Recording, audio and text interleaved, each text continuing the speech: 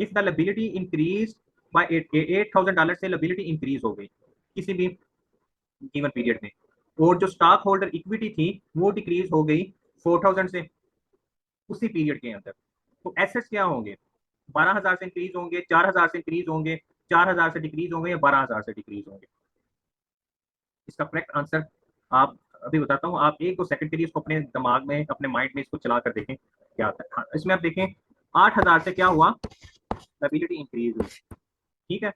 Liability increase होने का मतलब है उसके पास अगर लायबिलिटी इंक्रीज हुई है, उसने कहीं से लोन लिया था, उसका एसेट भी तो इंक्रीज हुआ होगा 8,000 से। हम क्या पढ़ते हैं, asset is equal to liability plus capital. उसका क्या हुआ, लायबिलिटी एसेट भी इंक्रीज हुआ 8,000 से, और दूसरी साइड में क्या कह रहा है वो, स्टॉक होल्डर इक्विटी 4,000 से डिक्रीज हुई। अगर ये 4,000 से डिक्रीज हुई है तो एसेट भी इतनी से डिक्रीज हो गया होगा, यानी कि ये माइनस हो गया। पीछे हमारे पास क्या बचा, 8,000 में से 4,000 के 4,000 बचा, तो वो क्या कह रहा है, एसेट मस्ट है, एसेट जो है 4,000 से इंक्रीज होंगे। Option B is the correct answer. Footnotes are, footnotes क्या होते हैं?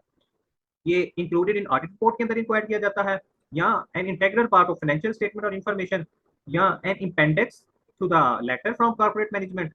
ऑप्शन डी पर वो कह रहा है at the bottom of report of independent auditors. Option E भी है, उसमें कह रहा है explanatory information in statement of management responsibility for preparation of financial statements. इसका जो करेक्ट आंसर है फुट नोट्स, ये integral part of financial statements होते हैं। ऑप्शन बी इसका करेक्ट है, ठीक है। नेक्स्ट क्वेश्चन है हमारे पास, a liability that result from purchase of goods, from the purchase of goods or services on open account।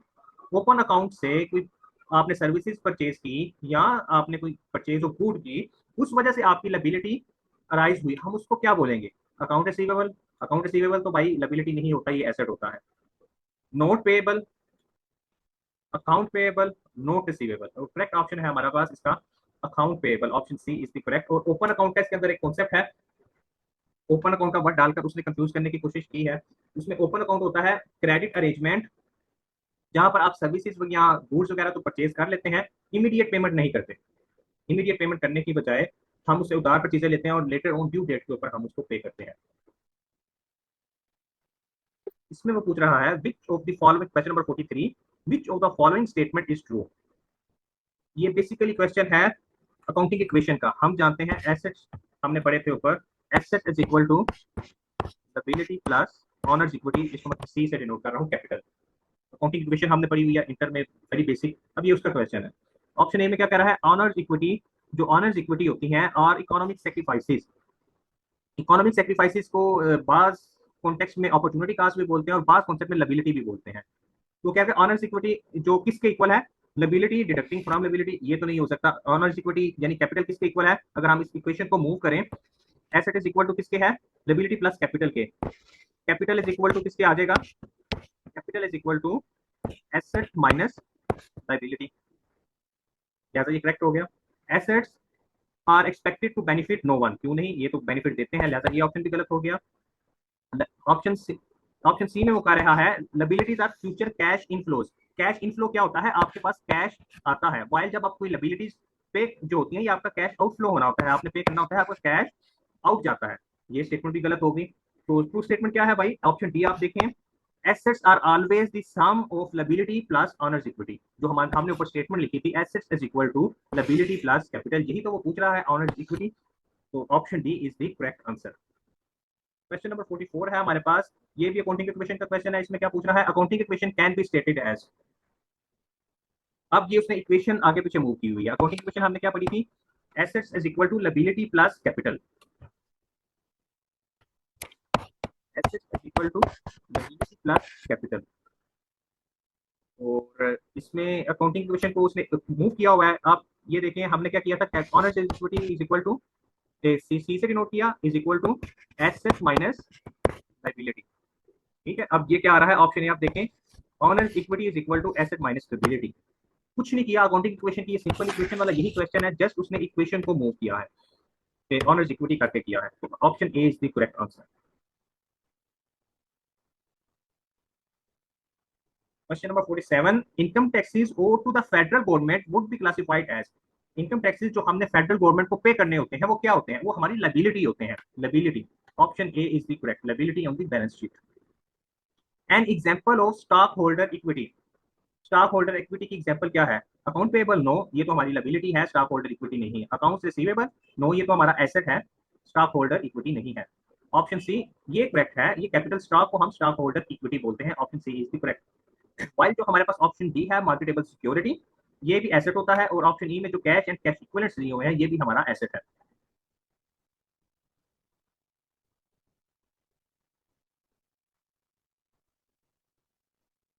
A transaction can be made by any stockholder. No, sometime नहीं होता। Maintains an equality of the balance sheet equation, yes, ये transaction करती है। Assets is equal to liability plus capital, वो balance sheet equation की equality को maintain करती है। क्वेश्चन नंबर 54 है, which of the following statement is false? Option A में कह रहा है, if a sole proprietor fails the creditors can obtain repayment from the personal asset signal. ये बिल्कुल करेक्ट स्टेटमेंट है। अगर प्रोप्राइटर फेल हो जाती है तो जो उसका ऑनर होता है वो पर्सनल एसेट सेल करके भी लायबिलिटी फुलफिल करता है। Option B, the creditors can obtain repayment from the personal assets of the partners. Partnership fail होती है, उसकी लायबिलिटी भी अनलिमिटेड होती है। बट ऑप्शन सी देखें, इफ अ कॉर्पोरेशन फेल्स, अगर कॉर्पोरेशन फेल होती है the creditor can obtain repayment from the personal. Corporation की सूरत में ऐसा नहीं होता। आपने देखा होगा बैंक के साथ, कंपनीज के साथ हमेशा लिमिटेड लिखा होता है। लिमिटेड का मतलब ये होता है अकॉर्डिंग उनके जितने एसेट्स हैं उसके अकॉर्डिंग ही वो पे करेंगे, पर्सनल एसेट नहीं सेल करेंगे। लिहाजा उसने क्वेश्चन में क्या पूछा था, which of the following statement is false? Option C वाली जो स्टेटमेंट है ये फॉल्स है। क्वेश्चन नंबर 55 है, which of the following statement is, once again वो पूछ रहा है फॉल्स स्टेटमेंट कौन सी है। तो ऑप्शन ए में कह रहा है, most states, most of countries require stock certificates to have some dollar amount printed on them. Stock certificate पर उसकी अमाउंट लिखी जाती है। देन ऑप्शन बी में additional paid in capital is part of total liabilities. Additional paid in capital होता है जो हमें प्रीमियम मिला, जो हमें प्रीमियम मिलता है, अभी हमने ऊपर डिस्कस किया, ये हम ऑनर्स इक्विटी के अंदर डालते हैं तो हमें प्रॉफिट हुआ। इसको हम लायबिलिटी तो नहीं है ये हमारी, हमने किसी को पे तो नहीं करना, जो किसी अपने क्रेडिटर्स को, तो ये लायबिलिटी का पार्ट तो नहीं हो सकती। Additional paid in capital is a part of total liability, no, ये ऑनर्स इक्विटी का पार्ट होती है। तो क्वेश्चन में वो हमसे क्या पूछ रहा है, which of the following statement is false? तो एडिशनल पेड इन कैपिटल जो होता है ये ऑनर इक्विटी का पार्ट होता है, लायबिलिटी का पार्ट नहीं होता, लिहाजा ऑप्शन बी है ये गलत है। नेक्स्ट क्वेश्चन है क्वेश्चन नंबर 56। उसमें वो पूछ रहा है, which of the following form of business organization protect the personal assets of the owners from creditor of business. अभी हमने इसके ऊपर भी डिस्कस किया, पार्टनरशिप, प्रोप्राइटरशिप, इसमें लायबिलिटी अनलिमिटेड होती है, वाइल जो कॉर्पोरेशन होती है इसके अंदर आपकी जो लायबिलिटी होती है लिमिटेड होती है। Option B is the correct answer.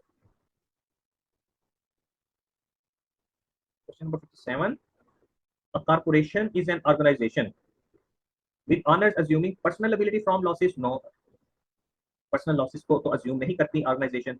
The joints to और मोर पीपल टुगेदर एज को ऑनर, ये पार्टनरशिप हो सकती है, कॉर्पोरेशन तो नहीं हो सकती।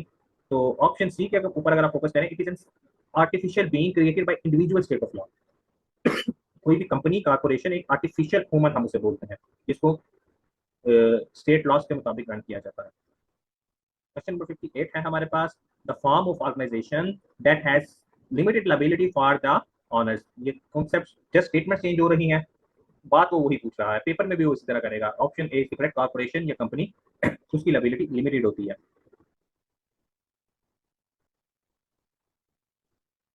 अच्छा, ये ऑडिटिंग से रिलेटेड क्वेश्चन है, ये इसके अंदर आ गया, इसका अभी जस्ट इसको स्टडी कर लेते हैं। ऑडिटिंग हम सेपरेट से पढ़ेंगे इंशाल्लाह। The auditor opinions include all of the following. Auditor opinions all of the following include करती है, एक्सेप्ट, एक्सेप्ट किसके? ऑप्शन सी आप देखें, ये क्या है, the financial statements are free of any and all misstatements. ये नहीं होता ऑडिट स्टेटमेंट के अंदर। चार टाइप की रिपोर्ट होती हैं, क्वालिफाइड ओपिनियन जो होती है, क्वालिफाइड, अनक्वालिफाइड, एडवर्स रिपोर्ट होती है। पब्लिक अकाउंटिंग, पब्लिक अकाउंटिंग क्या है? Public accounting is the field of accounting where accountant work for businesses, government agencies, or the non-profit organizations. No. Option B, आप देखें, the field of accounting where services are offered to general public on fee basis, fee की base पर। Option B is the correct answer.